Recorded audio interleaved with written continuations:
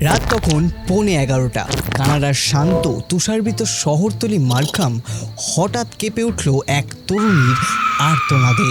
Jennifer pan নামের 24 বছরের এক মেয়ে ইমার্জেন্সি লাইনে কল করে ফুপিয়ে ফুপিয়ে কাঁদতে কাঁদতে জানায় 3 জন সশস্ত্র মুখোশধারী ডাকাত তাদের বাড়িতে ঢুকে পড়েছে। সে সিঁড়ির রেলিংয়ে বাঁধা, আর নিচে বেসমেন্ট থেকে ভেসে আসছে গুলির আওয়াজ। মা বিখা প্যান ঘটনাস্থলেই মারা যান, আর বাবা হ্যান প্যান মুখে ও কাঁধে বুলেটের ক্ষত নিয়ে অলৌকিকভাবে বেঁচে ফিরলেও চিরতরে হারিয়ে ফেলেন এক চোখের দৃষ্টি।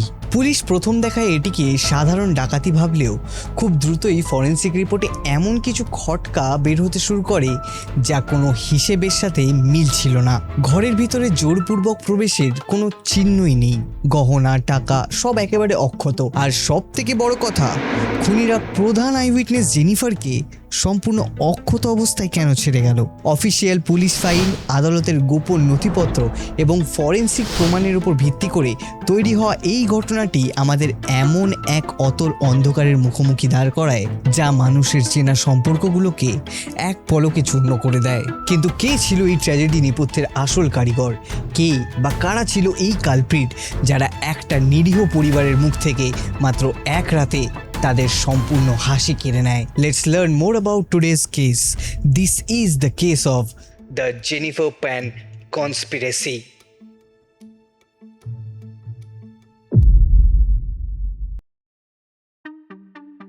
কানাডার অন্টারিওর মার্কাম শহর। অপরাধ বলতে এখানে সাধারণত ট্রাফিক আইন ভাঙা বা ছোটোখাটো চুরি। এই শহরটারই ইউনিয়নভিন এলাকার এক ছিমছাম কোণে বাস করতেন এই সুখী দম্পতি, হ্যান প্যান এবং বিখা প্যান। তারা দুজনেই 80 দশকের শেষের দিকে যুদ্ধবিধ্বস্ত ভিয়েতনাম থেকে শরণার্থী হিসেবে যখন কানাডায় পাড়ি জমিয়েছিলেন, তাদের ঝুলিতে স্বপ্নের চেয়ে বেশি আর কিছুই ছিল না। সোমবারের রাতে লাইন ড্যান্সিং ক্লাসে যাওয়া আর গান শোনার মতো ছোটোখাটো আনন্দেই কেটে যেত বিখা প্যানের সাধারণ দিনগুলো। তারা ছিলেন এমন এক মা বাবা যারা নিজের সন্তানদের উজ্জ্বল ভবিষ্যতের জন্য সব কিছু করতে প্রস্তুত ছিলেন। কিন্তু 2010 সালের 8ই নভেম্বর সেই কাল রাতের ঘটনা এই শান্ত শহরতলিকে স্তব্ধ করে দেয়। ঘটনার সময় প্যান দম্পতির একমাত্র মেয়ে 24 বছর বয়সী জেনিফার প্যানও বাড়িতেই ছিলেন। পুলিশ এসে যখন জেনিফারকে উদ্ধার করে, তিনি ছিলেন অত্যন্ত আতঙ্কিত এবং মানসিকভাবে বিপর্যস্ত। এই ঘটনাটি কানাডার ইতিহাসে এক চিরস্থায়ী কালো দাগ হয়ে রয়ে যায়। কিন্তু আসলে সেই দিন রাতে কি ঘটেছিল? রাত 10:14। প্যান বাড়িতে সাধারণত রাত 10টার পর দরজা শক্ত করে বন্ধ করে দেওয়া হয়, কিন্তু সেই রাতে কোনো এক অজ্ঞাত কারণে সামনের দরজাটি আনলক করা ছিল। অনেক সময় হয় না যে দরজা বন্ধ করতে অনেকে ভুলে যায় কিংবা লাগায় আলগা হয়ে যায়, তো ওরকম কিছু একটা সিনারিও হয়েছিল। কোনো জোরপূর্বক প্রবেশের চিহ্ন ছাড়াই 3 জন সশস্ত্র মুখোশধারী লোক সদর দরজা দিয়ে একদম অনায়াসে ঘরের ভিতরে ঢুকে পড়ে। একজন আততায়ী সোজা দোতলা দিয়ে সিঁড়ি বেয়ে ওপরে উঠে যায়। হ্যান প্যান তখন গভীর ঘুমে মগ্ন। হঠাৎ তার কপালে বন্দুকের নল ঠেকিয়ে তাকে জাগানো হয়। ঘুম চোখেই হ্যান প্যান দেখেন এক অপরিচিত আততায়ী তার দিকে পিস্তল তাক করে আছে। ভয় আর বিস্ময় নিয়ে হ্যান প্যানকে নিচে লিভিং রুমে নিয়ে আসা হয়, যেখানে বিখা প্যানকে আগে থেকেই বন্দুকের সামনে দাঁড় করিয়ে রাখা হয়েছিল। এদিকে জেনিফার প্যান নিজের বেডরুমেই ছিলেন। তৃতীয় আততায়ীটি উপরে গিয়ে জেনিফারের হাত দুটি একটা জুতোর ফিতে দিয়ে সিঁড়ির রেলিং বা ওই ব্যানিস্টারের সাথে বেঁধে দেয়, আর নিচের তলায় আততায়ীরা প্যান দম্পতিকে লিভিং রুমে বসিয়ে রাখে। টাকার দাবি করতে করতে হ্যান প্যানের মাথায় বন্দুকের বাট ঠেকিয়ে আঘাত পর্যন্ত করে ওরা। আততায়ীরা মূল শোবার ঘরে গিয়ে তল্লাশি চালিয়ে জেনিফারের কাছ থেকে প্রায় $2000 নগদ ক্যাশ পুরো হাতিয়ে নেয়, একেবারে ছিনিয়ে নেয়। লুটপাট শেষে এইবার আসে সেই ট্র্যাজিক মোমেন্ট। হ্যান এবং বিখা প্যানকে জোর করে টানা হিচড়ে করে বাড়ির বেসমেন্টে নিয়ে যাওয়া হয়। সেখানে তাদের একটি সেকশনাল সোফার ওপর বসে নির্দেশ দেওয়া হয় এবং মাথায় কম্বল চাপা দিতে বলা হয়। এরপর একেবারে ঠান্ডা মাথায় খুব কাছ থেকে তাদের লক্ষ্য করে গুলি চালানো হয়।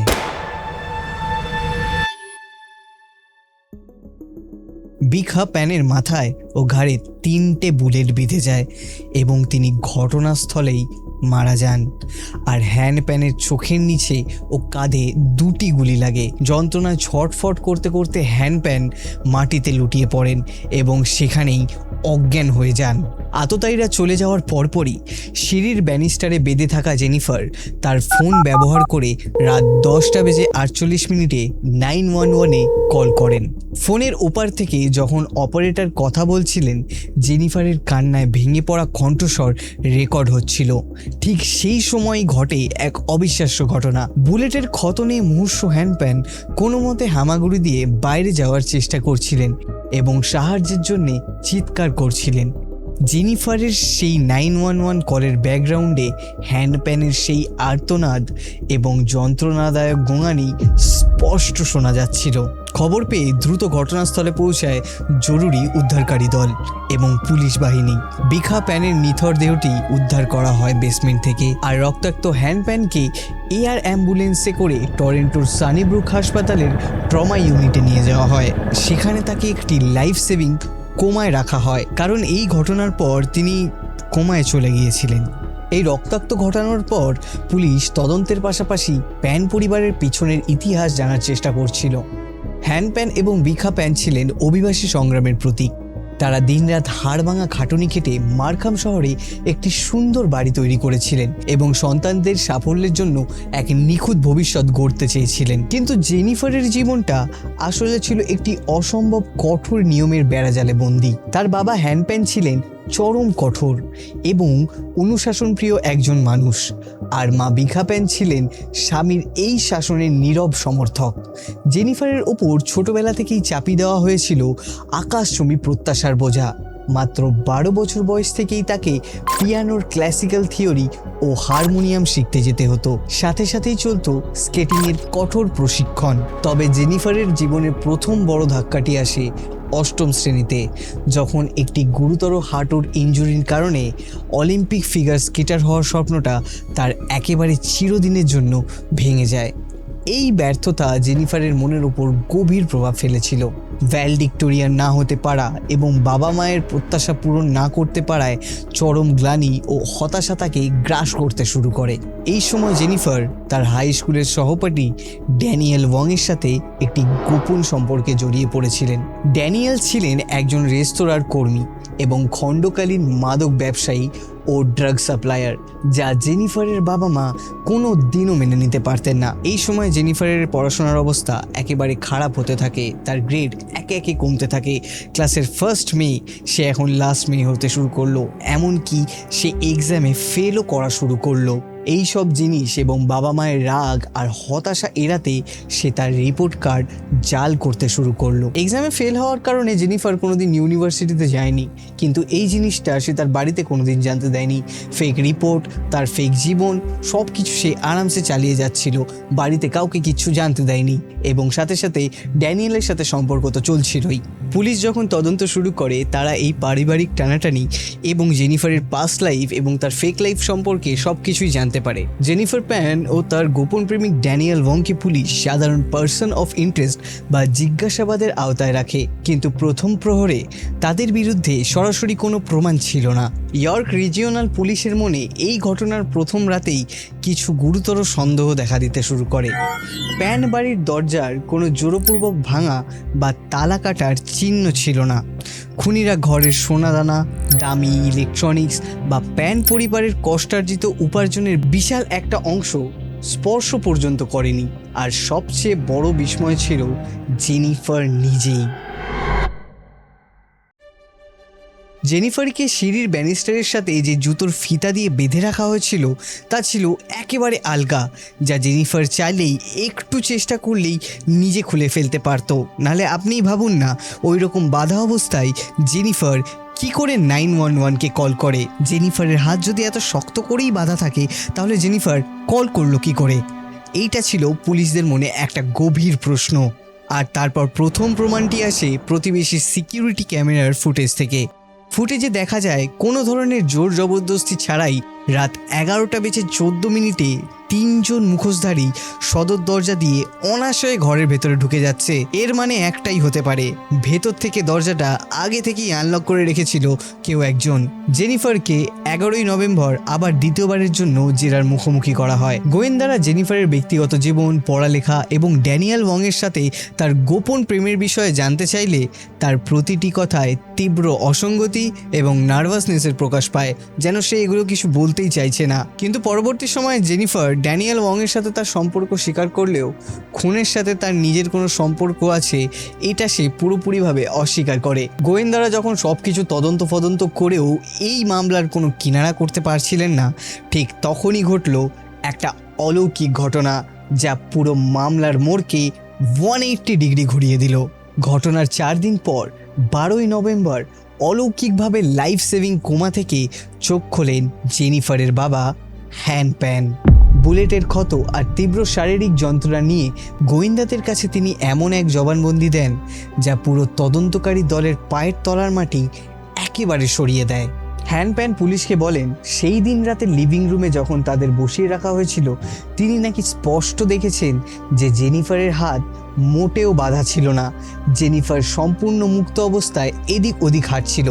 জেনিফার সিঁড়ির সামনে দাঁড়িয়ে এক মুখোশধারী আততায়ীর সাথে অত্যন্ত শান্ত ও নরম স্বরে বন্ধুর মতো নিচু গলায় কথা বলছিল।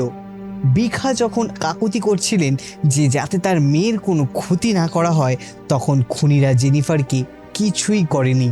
বাবার এই প্রত্যক্ষ সাক্ষ্যের পর জেনিফারের সেই নিরীহ ভিকটিম মুখোশ চিরতরে ভেঙে যায়।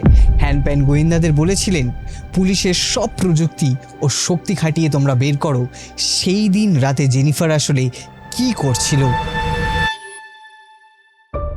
22শে নভেম্বর 2010 সাল এক হেমন্ত দুপুরে জেনিফারকে তৃতীয়বারের মতো জেরা কক্ষে নিয়ে আসা হয়। তবে এবার তার মুখোমুখি বসেন সততা যাচাই ও জেরা কৌশলের অন্যতম সেরা গোয়েন্দা বিল গোয়েটস। বিল প্রথম 1 ঘন্টা জেনিফারের সাথে অত্যন্ত বাবার মতো ও স্নেহের সুরে পিয়ানো, ফিগার স্কেটিং এবং পড়ালেখার ব্যর্থতা নিয়ে কথা বলতে থাকেন। জেনিফার যখন মানসিকভাবে শান্ত হয়ে বসেন, ঠিক তখনই বিল খেলেন তার চূড়ান্ত চাল। বিল জেনিফারকে বলেন, পুলিশের কাছে এমন একটি বৈপ্লবিক কম্পিউটার সফটওয়্যার আছে যা দিয়ে মানুষের চোখের পলক ও মিথ্যা জবানবন্দি ধরে ফেলা যায়। ঘটনার রাতে ঘরের ভেতরে জেনিফারের প্রতিটি শারীরিক মুভমেন্ট বা নাড়াচাড়া ট্র্যাক করার জন্য ইনফ্রারেড প্রযুক্তির স্যাটেলাইট ডাটা পুলিশ ইতিমধ্যে সংগ্রহ করে ফেলেছে। এই স্যাটেলাইটার প্রযুক্তির মিথ্যা কথা শুনে জেনিফারের সেই নিখুঁত অভিনয় তাসের ঘরের মতো ভেঙে চুরমার হয়ে গেল। জেনিফার অবশেষে স্বীকার করেন যে তিনিই আসলে ওই রাতে 3 মুখোশধারীকে ঘরে ঢোকার জন্য সদর দরজা আনলক করে দিয়েছিলেন। তবে গ্রেফতার এড়োতে জেনিফার একটি মনস্তাত্ত্বিক গল্প সাজান।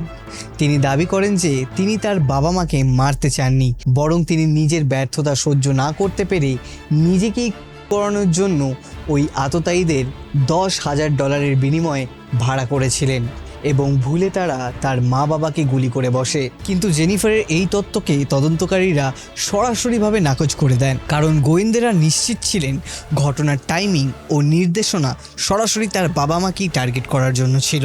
জেনিফারের স্বীকারোক্তির পরপরই পুলিশ তার ডিজিটাল ও টেলিফোন ফুটপ্রিন্টের ওপর পুরোপুরি জোর দেয়। তদন্তকারীরা জেনিফার ও আসামিদের ব্যবহৃত প্রায় 20টি কল রেকর্ড ও সেল টাওয়ারের ট্রায়াঙ্গুলেশন ডাটা এক বিশাল ট্রেল বিশ্লেষণ করেন। জেনিফার ও ড্যানিয়েল ওয়াংয়ের মধ্যে শত শত টেক্সট বার্তা প্রমাণ করে যে এই খুনের টাইম ও পেমেন্ট সম্পূর্ণ তাদের নিয়ন্ত্রণেই ছিল।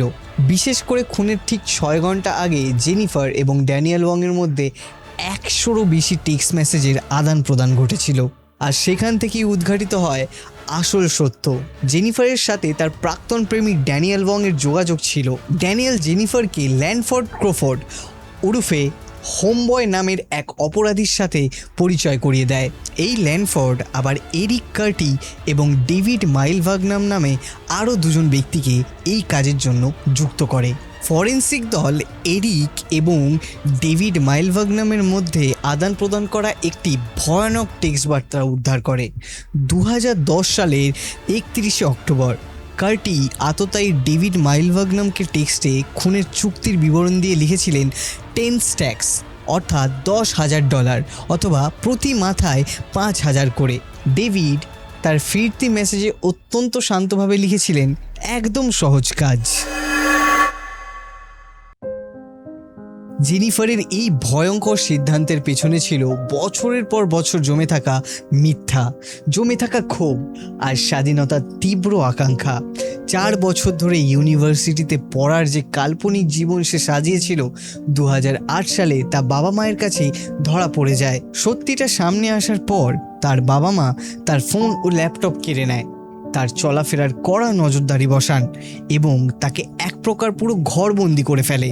সব থেকে বড় আঘাত আসে যখন বাবা মা প্রেমিক ড্যানিয়েল ওয়ংয়ের সাথে তার সম্পর্ক পুরোপুরিভাবে নিষিদ্ধ করে দেয়। জেনিফারের বাবা তাকে স্পষ্ট জানিয়ে দিয়েছিলেন, ড্যানিয়েলের কাছে ফিরে যেতে হলে তার মৃত্যুর জন্য অপেক্ষা করতে হবে। ড্যানিয়েলকে ফিরে পাওয়ার জন্য এবং দমবন্ধ করা পরিবেশ থেকে মুক্ত হয়ে নিজের মতো জীবন কাটানোর জন্য সে মরিয়া হয়ে ওঠে। আর এর সাথে যুক্ত হয়েছিল আর্থিক লোভ। বাবা মায়ের মৃত্যুর পর তাদের প্রায় $5 লক্ষ জীবন বীমা আর সম্পর্কের একমাত্র উত্তরাধিকারী ছিল জেনিফার। জেনিফার ভেবেছিল বাবা মা পৃথিবী থেকে চিরতরের জন্য সরে গেলে সে সব নিষেধাজ্ঞা ভেঙে ড্যানিয়েলের সাথে একটা মুক্ত, স্বাধীন ও সচ্ছল জীবন শুরু করতে পারবে। কিন্তু সেটা আর হলো কই। ঘটনার মাত্র 2 সপ্তাহর পর 2010 সালের 22শে নভেম্বর জেনিফার প্যানকে গ্রেফতার করা হয়। এরপর 2011 সালে ড্যানিয়েল ওয়ং, ডেভিড মাইলভ্যাগনাম, ল্যানফোর্ড ও এরিক কার্টিকে পুলিশ গ্রেফতার করে। 2014 সালে অন্টারিওর নিউ মার্কেট আদালতে শুরু হয় দীর্ঘ 10 মাসের বিচার।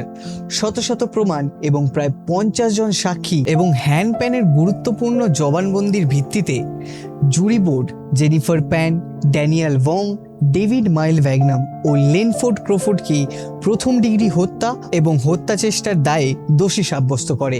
2015 সালে তাদের প্রত্যেকের সাজা হয় যাবজ্জীবন কারাদণ্ড, যেখানে প্রথম 25 বছর পেরোলের কোনো সুযোগই ছিল না। তবে মামলাটি সেখানেই শেষ হয়নি। 2023 সালের অন্টারিও কোর্ট অব আপিল বিচার প্রক্রিয়ার আইনি ত্রুটি চিহ্নিত করে নতুন বিচারের নির্দেশ দেয়, যা 2025 সালের কানাডা সুপ্রিম কোর্টও বহাল রাখে।